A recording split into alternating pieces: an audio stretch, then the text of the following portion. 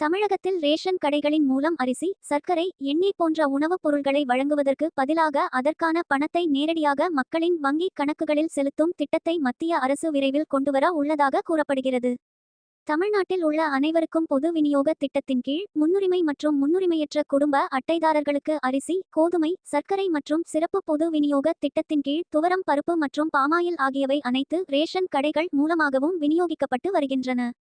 அந்த வகையில் தமிழகத்தில் கடைக்கோடி மக்களுக்கு உதவுவதற்காக ரேஷன் கார்டுகள் மூலம் இலவசமாகவும் மலிவு விலையிலும் உணவுப் பொருட்கள் வழங்கப்படுகின்றன.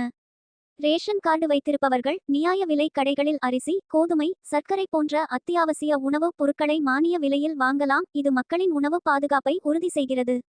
மேலும் இது ஏழை மற்றும் பின்தங்கிய குடும்பங்களுக்கு உணவு மற்றும் பிற அத்தியாவசிய பொருட்களை வழங்குவதன் மூலம் அவர்களின் வாழ்க்கை தரத்தை மேம்படுத்துகிறது. ரேஷன் கார்டு வைத்திருக்கும் பயனாளிகளுக்கு மட்டுமே இந்த உதவிகள் கிடைக்கும். அந்த வகையில் தமிழ்நாட்டை பொறுத்தவரை முன்னுரிமையற்ற குடும்ப அட்டை, முன்னுரிமை குடும்ப அட்டை, சர்க்கரை விருப்ப அட்டை, அந்தியோதயா அன்ன யோஜனா மற்றும் பொருளில்லா அட்டை என 5 வகையான ரேஷன் அட்டைகள் செயலில் உள்ளன. குடும்பங்களின் பொருளாதார நிலையை பொறுத்து தான் அட்டை வகை தீர்மானிக்கப்படுகிறது. இந்நிலையில் இந்த பொது விநியோக திட்டத்தில் மத்திய அரசு மிக பெரிய மாற்றங்களை கொண்டு வர உள்ளதாக தகவல்கள் வெளியாகி உள்ளது. அதாவது ரேஷன் கடைகளின் மூலம் பொதுமக்களுக்கு அரிசி, கோதுமை, சர்க்கரை போன்ற உணவுப் பொருள்களை வழங்குவதற்கு பதிலாக அதற்கான பணத்தை நேரடியாக பயனாளிகளின் வங்கிக் கணக்குகளில் செலுத்தும் திட்டத்தை கொண்டுவர ஆலோசனை செய்து வருவதாக கூறப்படுகிறது.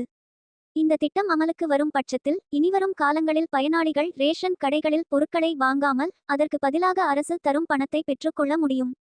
ஒவ்வொரு மாதமும் பல கோடி ரூபாய் செலவு செய்து வரும் மத்திய அரசின் பிரதான் மந்திரி கரீப் கல்யாண் அன்ன யோஜனா திட்டத்தின் மூலம் 80 கோடிக்கும் மேற்பட்ட மக்கள் பயனடைந்து வருகின்றனர். இருப்பினும் இந்த திட்டங்களை செயல்படுத்துவதில் பல்வேறு முறைகேடுகள் நடப்பதாகவும், போலியான ரேஷன் கார்டுகள் மூலம் பலர் பயனடைந்து வருவதாகவும், ஏழை எளிய மக்களுக்கு ரேஷன் பொருட்கள் கிடைக்காமல் வருமான வரி செலுத்துபவர்கள், ஜிஎஸ்டி வரம்பிற்கு வருபவர்களும் இந்த இலவச திட்டங்களின் மூலம் பயனடைந்து வருவதாகவும் தொடர்ந்து குற்றச்சாட்டுகள் எழுந்த வண்ணம் இருந்தது.